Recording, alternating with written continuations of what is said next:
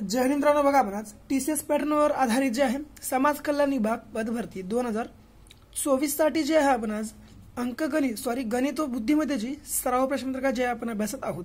बघा ही प्रश्नपत्रिका जी आहे फक्त गृहपाल पदासाठी नसूनच आपल्या समाज कल्याणच्या सर्व पदांसाठी जे आहे उपयुक्त आहे। त्यामुळे तुम्ही हा व्हिडिओ एकदाशी शेवटपर्यंत अभ्यासून घ्या आणि जर नवीन असेल आपल्या चॅनलवर अवश्य आपल्या चॅनलला सबस्क्राइब तुम्ही करून घ्या।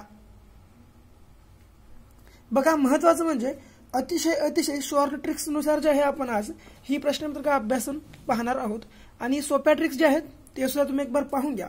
तर बघा आता पहिला प्रश्न, एका प्राणी संग्रहालयात जेवढे ससे आहेत तेवढेच बदके आहेत, त्या सर्वांचे एकूण पाय 108 असल्यास त्यापैकी ससे किती असतील असा प्रश्न आहे।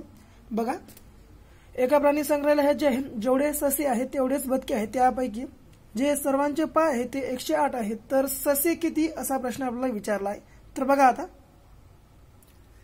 अशा ठिकाणी कसं आपल्याला या प्रश्नाचं योग्य उत्तर शोधता येते। तर बघा जर तुम्हाला दोन प्राणी आणि त्या दोन प्राण्यांची जर संख्येचे जे पाय असतील ते बदका आणि ससे तेवढे जर तुम्हाला विचारलं तर तुम्हाला ऑप्शनवरून जे आहे या प्रश्नाचे उत्तर शोधता येते। तर बघा आपण इथं पर्याय क्रमांक 18 ऑप्शन घेऊ आणि आपल्या प्रश्नाचे जे योग्य आन्सर आहे ते काढण्याचा प्रयत्न करू। बघा 18 आपल्या प्रश्नाचे योग्य उत्तर असणार आहे, कारण बघा आपण 18 टाइम कमी वाचावं आपलं, यासाठी 18 चे आपण योग्य जे पर्याय आहे ते निवडत आहोत। तर बघा आता एकूण ससे आणि एकूण काय आहेत बघा, तर बदके आहेत। तर बघा बदके जे आहेत एकूण किती, जेवढे ससे तेवढेच बदके आहेत। म्हणजेच बघा जर आपल्याला ससे विचारले तर जर ससे 18 असतील तर बदक सुद्धा 18 असतील, लक्षात घ्या। आता दोघांच्या पायांची जर संख्या विचार केला तर बघा एकूण त्याच्या पायाची संख्या किती आहे, 108 आहे। तर आपल्याला सरळ आता ससेला किती पाय असतात, 4 गुणिले बदकाला किती पाय असतात, 2। तर बघा 8 जर 8 ची जर 4 पट केली तर किती येणार, 8 चोक 72, म्हणजेच 72 पाय हे सस्यांचे असणार आहेत आणि बदके 18 दोन्ही 36 हे पाय बदकाचे असतील। जर या दोघांच्या बेरीज जर बरोबर 108 आली तर आपल्या प्रश्नाचे योग्य उत्तर काय 18 असणार आहे। बघा आता 6 आणि 2 किती झाले, किती 8 आणि हे 7 आणि 3 झाले किती 10, म्हणजेच 108 बरोबर आहे। आपल्या प्रश्नाचे योग्य आन्सर किती, पर्याय क्रमांक ब 18 ससे हे असणार आहे। बघा आता पुढे प्रश्न क्रमांक दुसरा, संख्या मालिकेत प्रश्नचिन्हाच्या जागी कोणती संख्या येईल असा प्रश्न आहे। तर बघा ही जी संख्या आहे या संख्या मालिकेमध्ये प्रश्नचिन्हाच्या ठिकाणी कोणती संख्या येईल असा प्रश्न जर तुम्हाला विचारला तर इथे तुम्हाला ट्रिक काय वापरली आहे बघा। इथं काय आहे, 19 आहे, 19चा संबंध 36 आहे, 36चा 43 आहे आणि या 43चा 50 आहे, तर 50चा प्रश्नचिन्हासोबत। बघा इथं काय आपल्याला ट्रिक वापरली आहे, तर प्रत्येकामध्ये जे आहे 7 प्लस केलं आहे, +7। 29 मध्ये 7 प्लस केलं 36 झाले, 36 मध्ये +7 केले 43 झाले, 43 मध्ये जर आपण +7 केले झाले किती 50 झाले 50, आणि जर 50 मध्ये जर आपण इथं परत 7 जर प्लस केलं होतील किती 57। पर्याय क्रमांक ड आपल्या प्रश्नाचे योग्य आन्सर आहे 57, लक्षामध्ये घ्या। पुढे बघा प्रश्न क्रमांक तिसरा, बघा प्रश्न क्रमांक तिसरा काय आहे, 52 पत्त्यांमधून एक पत्ता राणी निघण्याची संभाव्यता किती। तर बघा एक कॅट असते 52 पत्त्यांची, एक कॅट 52 पत्ते असतात आणि त्या 52 पत्त्यामध्ये जे आहेत 4 प्रकारचे चित्रयुक्त जे आहेत पत्ते असतात, त्यामध्ये बादशाह, गुलाम, राणी वगैरे वगैरे असतात, लक्षात ठेवून घ्या। आता बघा आपल्याला इथं मेन म्हणजे राणी विचारले आहे, तर 52 पत्त्यामध्ये जे आहेत प्रत्येक प्रकारचे 4 पत्ते, त्याच्यामध्ये बादशाह, गुलाम, एक्का वगैरे असे जे आहेत ते वेगवेगळे असतात। त्यामध्ये म्हणजेच राणी म्हणजे क्यू असते, तर राणीचे सुद्धा 4 पत्ते असतील, हे सुद्धा तुम्हाला लक्षामध्ये ठेवून घ्या। राणीचे सुद्धा 4 पत्ते असणार आहेत। तर आपल्याला बघा राणी निघण्याची 52 पत्त्यातून निघण्याची संभाव्यता विचारली, तर बघा या ठिकाणी आपल्याला काय करावं लागणार, ते सर्व राणी जे एकूण पत्ते आहेत ते पत्ते किती 4 आहेत, म्हणून 4 ला 4 घ्या आणि 52 हे एकूण 52 पत्ते म्हणून 52 घ्या। आता बघा 4 एके 4 पुढे 4 एके 4 उरलं किती 1 उरलं, 4 त्रिकम 12, म्हणजेच 1/13 आहे काय बघून घ्या, आहे काय बघा, हा आहे पर्याय क्रमांक 1 आपल्या प्रश्नाचे योग्य आन्सर आहे। बघा 52 पत्त्यांमधून एक पत्ता राणी निघण्याची संभाव्यता किती 1/13 असणार आहे। बघा आता पुढे प्रश्न क्रमांक चौथा, प्रश्नचिन्हाच्या ठिकाणी कोणती संख्या येईल असा प्रश्न विचारलेला आहे। तर बघा इथं जी तिसरी आकृती आहे या प्रश्नचिन्हाच्या ठिकाणी कोणती संख्या येईल असा प्रश्न आहे। तर इथं बघा इकडे जे आहे सर्वप्रथम काय ट्रिक लावली आहे, सरळ जे एकूण कंस आहे या कंसाच्या बाहेरच्या सर्व अंकाची बेरीज आणि त्याचा वर्ग, इथं सुद्धा सर्व अंकाची बेरीज वर्ग आणि इथे सुद्धा सर्व अंकाची बेरीजचा वर्ग जे आहे इथं ट्रिक आहे.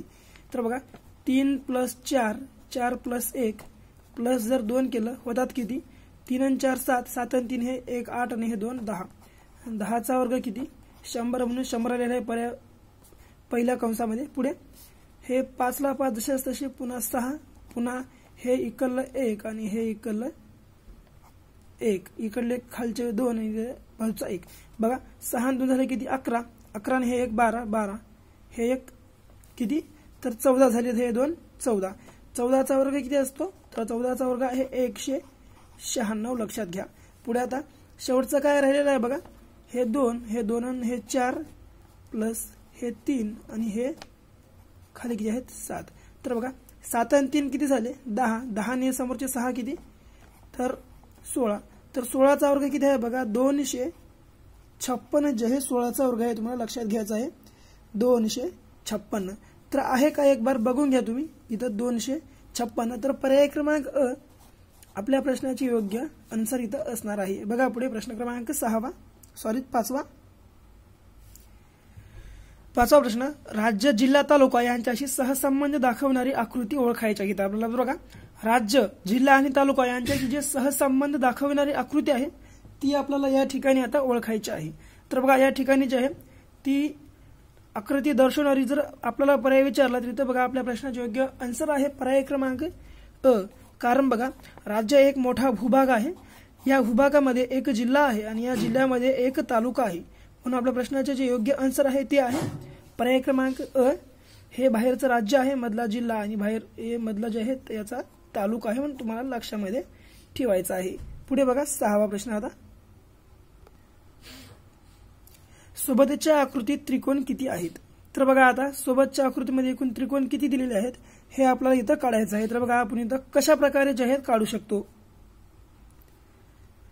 तर बघा आता आपल्याला इथं आपण कशा प्रकारे जे आहे इथं आपण एकूण समजे त्रिकोण जे आहे मोपू शकतो. तर बघा आपण इथं सर्वप्रथम जे आहे त्रिकोणाला क्रमांक जे आहेत आपण टाकून घेऊ. तर बघा असं 1 इथं वरी 2 इथं 3 आणि इथं जे आहे 4 असे टाकून घेऊ. परत इथं 1 तर दिलं, पुन्हा इथं 2 इथं 3 इथं 4 आणि परत इथं 5. बघा आता आपण इथं या सर्वांची बेरीज करणार आहोत. तर बघा आपण आता हे सरळ 1 ते 5 पर्यंत सर्वांची बेरीज करून घेऊ. 2 हे 3 हे 4 प्लस हे 5 पुन्हा प्लस आता आपण 1 तर जे आहे सर्वप्रथम इथं ऍड करून घेतला आहे, त्यामुळे आता डबल आपण 1 इथे ऍड करायची काही आवश्यकता नाही, म्हणून सरळ 2 पासून घेऊन टाकू. सरळ 2 प्लस हे 3 प्लस हे 4. आता जर आपण सर्वांची बेरीज केली तर आपल्याला इथं आन्सर भेटून जाईल. बघा 1 ते 5 पर्यंत जर सर्वांची बेरीज केली तर इथं रोख येते बघा 15 येते, प्लस पुन्हा हे बघा हे 2 आणि 3 5, 5 आणि 4 किती झाले 9. ओके 9, 15 प्लस जर आपण 9 केलं तर झाले किती 24, म्हणजे 24 तर आहे का एक बार बघून घ्या. आहे पर्याय क्रमांक ब आपल्या प्रश्नाची योग्य आन्सर आहे, तुम्हाला लक्षामध्ये ठेवायचं आहे. शेवटचा प्रश्न बघून घ्या एकदा 7वा. आता बघा सोबतच्या आकृतीत चौकोन किती आहेत असा प्रश्न आहे. तर बघा अशी जर तुम्हाला आकृती दिली आणि जर तिथं चौकोन जर तुम्हाला विचारलं तर इथं बघा अशा प्रकारची जर तुम्हाला आकृती बघलं कितीही हुशार विद्यार्थी असला तर या ठिकाणी थोडासा जे आहे ना गोंधळामध्ये पडतो. बघा गोंधळामध्ये न पडता तुम्हाला अत्यंत म्हणजे अतिशय सोपी पद्धत अशा प्रकारचे प्रश्न सोडवण्याची मी तुम्हाला सांगतो, जी तुम्हाला कोणी सांगले नसेल आणि तुम्ही कुठेही ऐकलंही नसेल. तर बघा असा जर तुम्हाला प्रश्न विचारला, अशी आकृती दिली आणि याच्यामध्ये जर तुम्हाला त्रिकोण विचारलं असा प्रश्न विचारला तर आपण कशा प्रकारे याचा योग्य आन्सर काढू शकतो. सरळ बघा काहीच कर नका, सरळ तुम्ही ज्या इथं क्रमांक टाकून घ्या. पहिल्या त्रिकोणामध्ये 1 पुन्हा 2 इथं 3 इथं 4 इथं 5 इथं 6 इथं 7 8 इथं आणि 9. आता बघा इथं तुम्हाला करायचं काय, अतिशय सोपी ट्रिक, तुम्हाला हे ट्रिक कोणीच सांगणार नाही. तर सरळ शेवटच्या 2 अंकांचा ज्या इथं तुम्हाला गुणाकार करून टाकायचा आहे. शेवटच्या 2 अंकांचा गुणाकार जर 8 गुणिले जर 9 केलं आलं किती 8 9 72. सरळ या 72चे निमपट म्हणजे सरळ 72ला 2 भागून टाका, आपल्याला किती चौकोन आहेत ते भेटून जाईल. आता बघा 2 जर भागलं बे 1 बे 3 6 उरलं किती 1 बे 1 12 आलं किती 36. तर बघा या रक्याना या आकृतीमध्ये जे आहेत एकूण 36 चौकोन आहेत. अशा प्रकारे जे आहे आपण या प्रश्नाचे योग्य आन्सर इथं काढू शकतो. तर बघा, आपला जर व्हिडिओ आवडला असेल आपल्या व्हिडिओला लाईक करा आणि तुमच्या मित्रमैत्रिणींना सुद्धा जरूर शेअर करा आणि आपल्या चॅनलला अवश्य जे आहे तुम्ही सबस्क्राईब करून घ्या. तर परत भेटू अशाच काही व्हिडिओ सोबत. तोपर्यंत पाहत राहा आवडतं YouTube चॅनल. धन्यवाद.